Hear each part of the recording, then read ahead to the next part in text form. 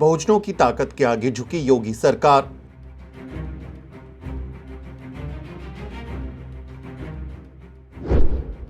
बहुजन स्मारकों में अब नहीं होगी शादी और पार्टी।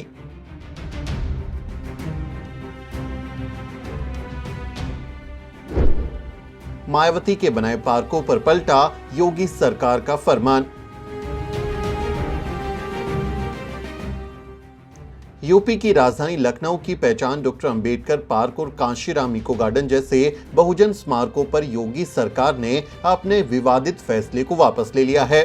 बहुजनों की ताकत के सामने योगी सरकार झुक गई है और अब मायावती के बनाए पार्कों और स्मारकों को लेकर सरकारी फरमान भी पलट दिया है।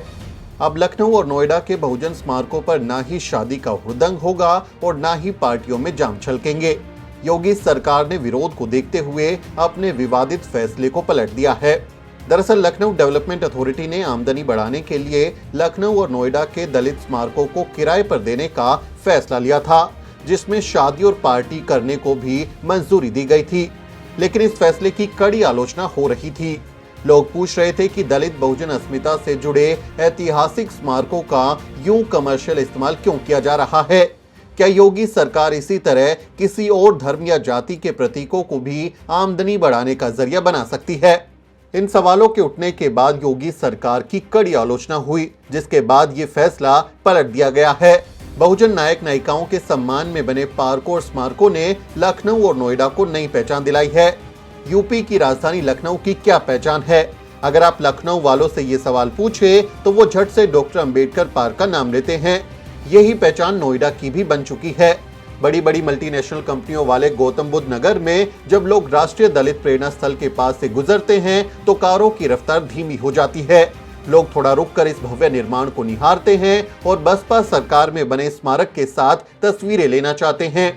टूरिस्ट अट्रैक्शन के अलावा यूपी में दलित बहुजन नायक नायिकाओं के सम्मान में बने स्मारक न सिर्फ बहुजनों को उनकी ऐतिहासिक विरासत से जोड़ते हैं, बल्कि वंचित वर्गों को अन्याय के खिलाफ लड़ने की हिम्मत भी देते हैं।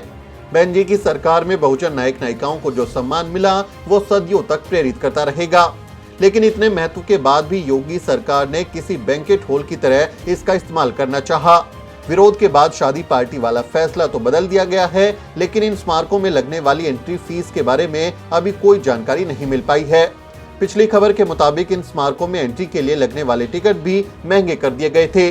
खबर के मुताबिक Kanshiram Smarak, Kanshiram eco green garden, doctor Bhimrao Ambedkar Smarak, Gomti Ambedkar musical fountain park, Bauddh Vihar शांति उपवन सहित सभी अन्य स्मारक समिति के पार्कों में प्रवेश शुल्क महंगा कर दिया गया था। सभी जगह प्रवेश शुल्क 20 रुपए कर दिया गया। अभी तक 15 रुपए चार्ज था।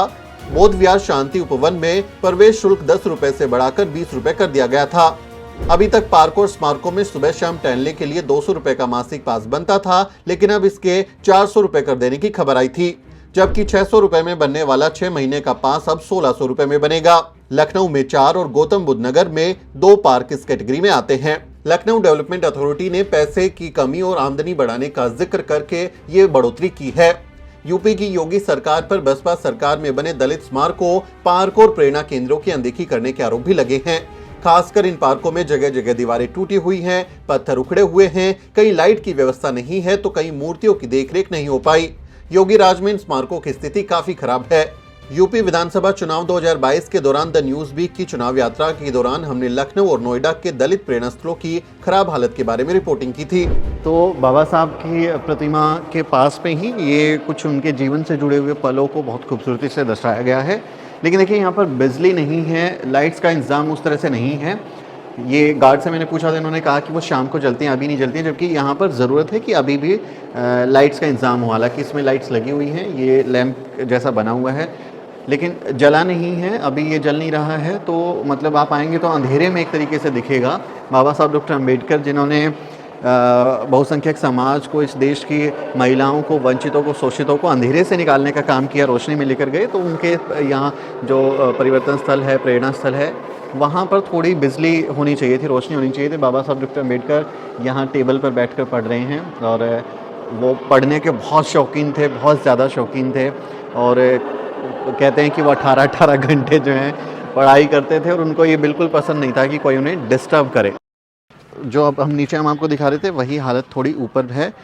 ये टूट के एकदम नीचे गिर गया है, इसको रखा है, देखिए पूरा ये पत्थर टूट गया, अलग हो गया है और इसको ठीक नहीं किया गया। यही मतलब ये निर्माण ऐसा है कि सदियों तक रहे, लाल किले की तरह हमेशा हमेशा के लिए ये अपने भव्यता, अपने इतिहास को बताता रहे, लेकिन ये टूट गया या किसी ने तोड़ दिया, इसका निर्माण नहीं हुआ। योगी सरकार मतलब कुंभ पर और बहुत सारे ऐसे उत्सवों पर, आयोजनों पर करोड़ों करोड़ रुपए खर्च कराती है, कितने 100 करोड़ रुपए के दिए जला दिए उन्होंने अयोध्या में, लेकिन ये जो बहुजन विरासत से जुड़े हुए स्थल हैं उसकी हालत आप देखिए। ये यहाँ पर इन्होंने निर्माण नहीं किया, कोई ध्यान नहीं दिया, अरे ये ठीक करा देते यार। मतलब ये सिर्फ ऐसा थोड़ा है कि बहन जी के कार्यकाल में बना है, बहुजन प्रतीक है, देश के निर्माण में सबका योगदान है ना, सबने इस देश को बनाया है, तो आपको इस विरासत का भी ख्याल रखना चाहिए योगी जी, कम से कम। खैर अभी कुछ महीने बचे हैं, आई होप कि बाद में ऐसी सरकारें बने जो इनका ख्याल रखें और इसका जो विरासत है इसका संरक्षण हो सके।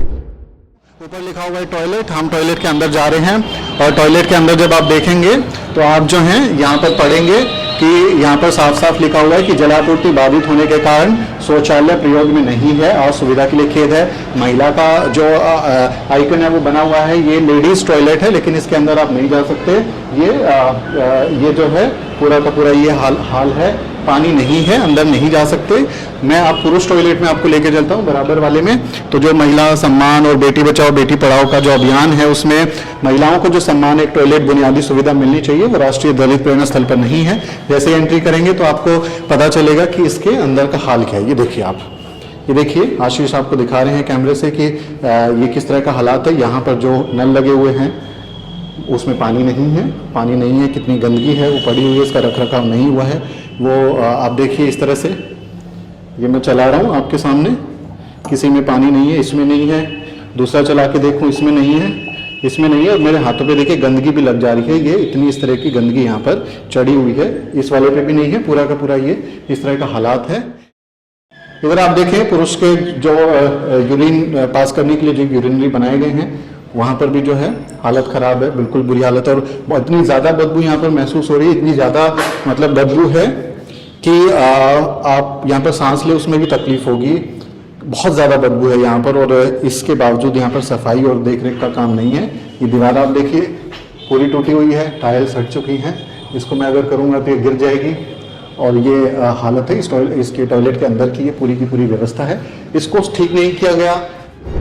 ये स्मारक सिर्फ दलितों के लिए ही नहीं बल्कि समूचे देश के लिए गर्व का प्रतीक हैं। ये राष्ट्रीय धरोहर हैं, इसलिए इसे संजोए रखने की जरूरत है।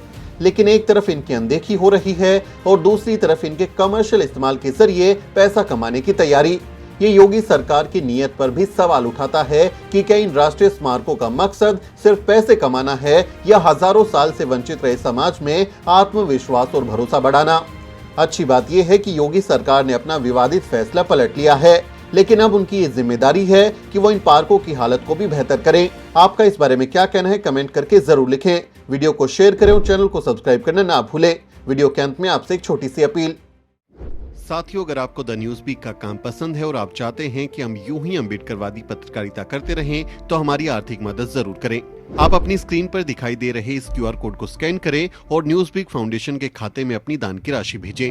QR कोड के अलावा आप UPI के जरिए भी मदद कर सकते हैं। आप हमारी UPI ID newsweek@yesbank पर भी मदद भेज सकते हैं। इसके अलावा आप हमारे अकाउंट में भी मदद भेज सकते हैं। खाते का नाम है News Week Foundation, account number है 02358800000640। IFSC कोड है YesB000235। बैंक का नाम यस बैंक है और ब्रांच है नेहरू पैलेस दिल्ली।